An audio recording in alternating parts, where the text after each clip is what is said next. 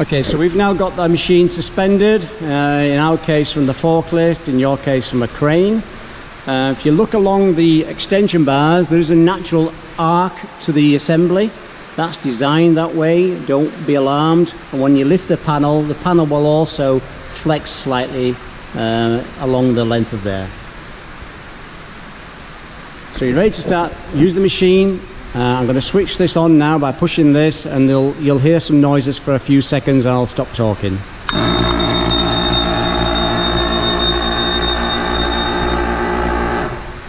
So what happened there, when I switched it on, the machine ran for a few seconds and you also hear the vacuum pumps and the alarm going. But basically now we've got a green light and we're ready to lift. When we lower this machine onto the panel and we're happy with the positioning, we'll activate suction and I'll explain what happens then.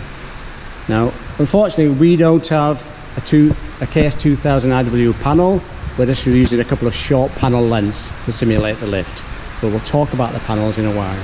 So we're going to switch the forklift on and we're going to lower this down onto the panel.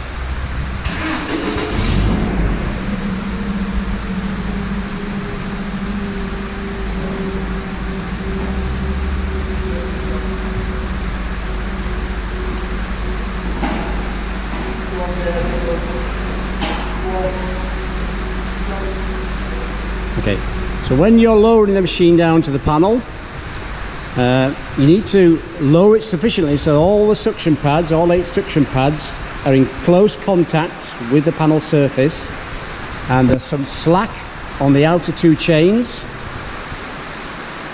and the beam along the machine is roughly level.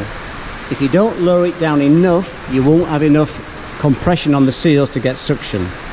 So once you're happy with the positioning of the suction pads on the panel surface, you're ready to activate suction. And as explained earlier, you simply slide this lever into the green zone, and you'll hear the buzzer running and the vacuum pumps, and I'll pan round to the front of the machine and show you what's happening as well.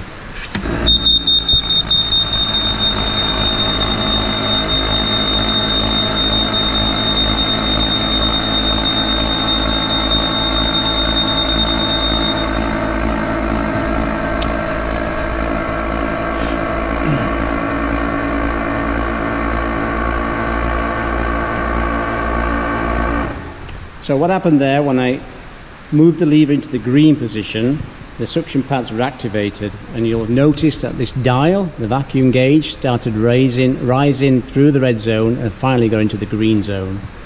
That shows that the vacuum was building up. If for some reason that doesn't happen, it means that you've got an imperfect seal around one or more suction pads. So if the needle is not moving smoothly around the gauge, you need to release suction and pay attention to the suction pads. Sometimes it's necessary to put pressure on the suction pads depending on the condition of the panel. When the needle went into the green zone, you'll notice the green light came on, the red light went off, and the alarm sound went off as well. At that point, which corresponds to 0.6 on the vacuum gauge, it's safe to lift. The vacuum pumps continue, and they'll pump the vacuum up to 0.72, and what happens throughout the lifting process is that when the vacuum leaks, which always will do, it'll leak down to a trigger point and the vacuum pumps will kick in and top up the vacuum again. Don't be alarmed when the vacuum pumps run during mid-lift. They're doing exactly what they're meant to do. But obviously if the red light is on or the alarm is sounding, don't attempt to lift. Finally, now we switch the machine on, you'll see the battery voltmeter is now registering, and this particular machine is showing it just under 13 volts. As explained earlier, it will never go higher than that.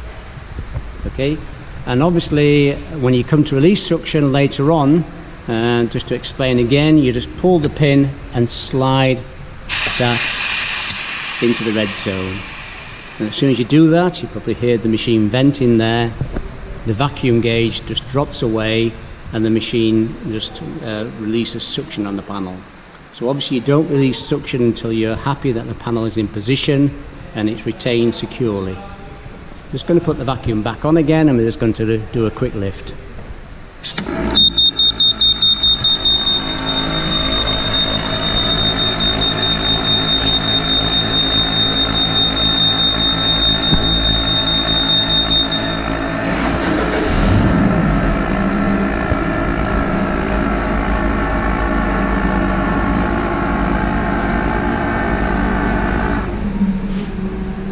So with our magical KS2000 panel we've got here, you can see now we're clear of the ground.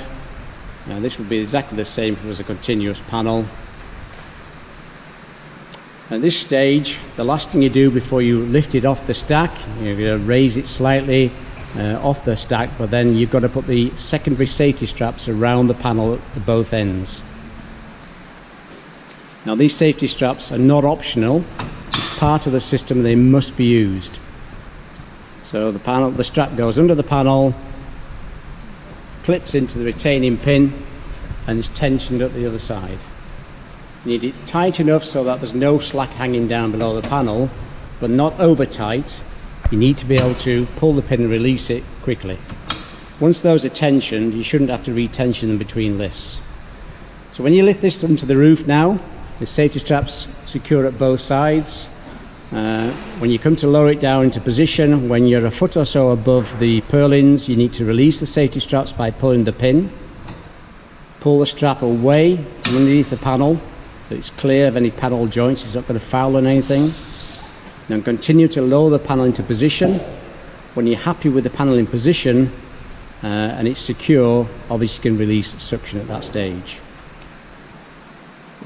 So that's the lift. If there's any questions about any of that at any stage, you can call us and we'll try and talk you through it during the lifting process.